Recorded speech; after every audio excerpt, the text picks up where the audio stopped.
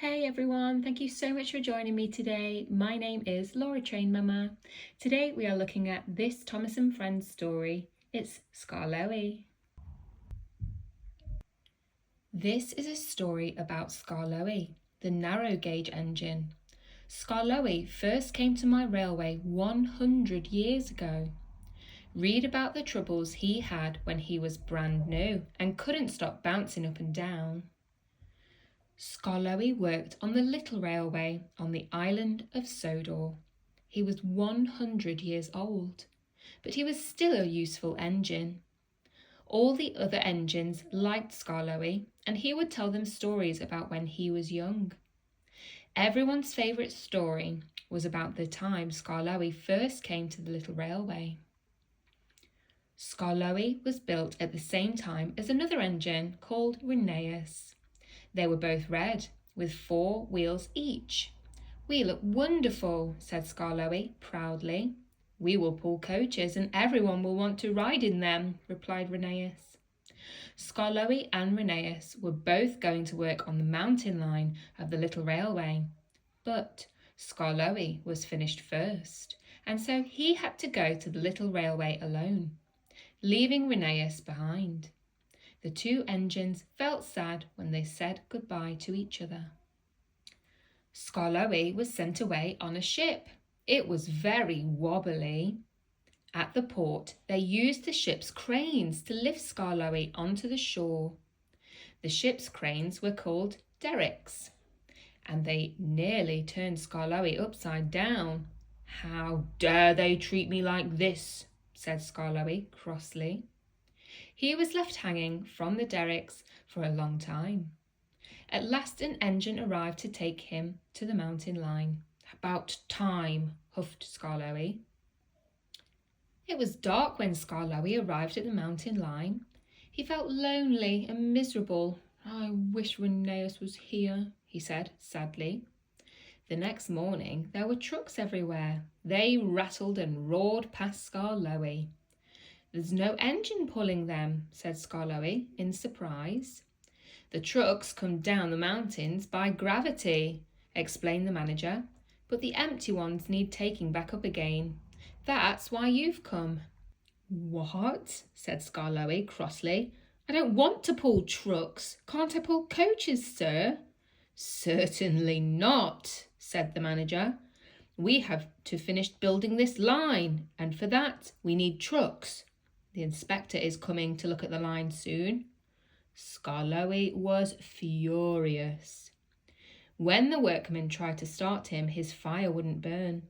He made no steam. He just blew smoke at them. They tried again the next day, and the next, and the next, but Skarloey wouldn't do a thing. Finally, the manager lost his temper. "We're not going to look at your sulky face all day, Skarloey," he said.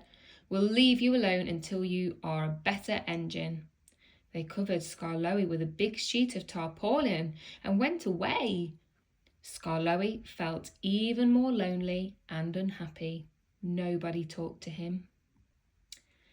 At last the manager came back. "I hope that you will be a better engine from now on," he said. "Yes, sir, I will, sir," said Skarloey earnestly. From then on, Skarloey worked very hard, and although he sometimes got too excited, he would bounce up and down.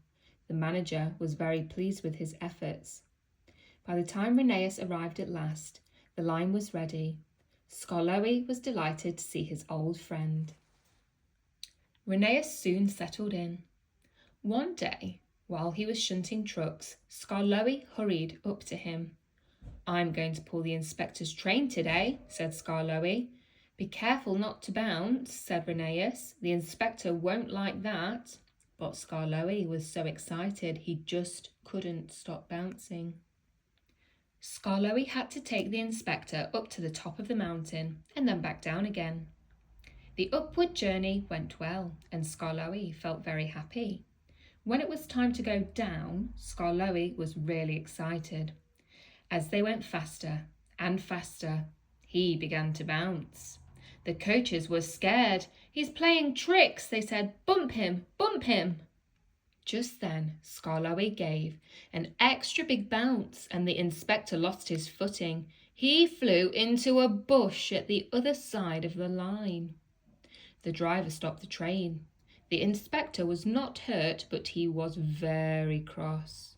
From now on, you will stay in the shed, he said to Skarloey. You are a bad engine. When the inspector told the manager what had happened, the manager felt sorry for Skarloey. He knew that he had been trying very hard to be good. What Skarloey needs is an extra pair of wheels, he said. Then he won't bounce anymore. So Skarloey was sent off to the works. When Skarloey came back, Rheneas hardly recognised him.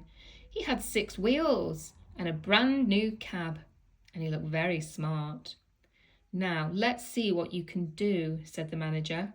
Sure enough, Skarloey found it much easier to travel along smoothly without bouncing.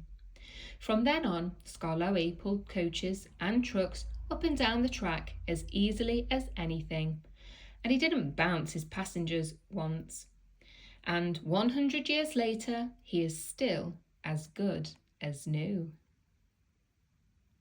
That brings us to the end of the story of Skarloey. I really hope that you enjoyed it. If you did and you would like to hear more, please don't forget to like and subscribe. This really helps me to understand that you're enjoying the stories that I'm reading to you, and also you'll get updated about when I release more. Have a fantastic day.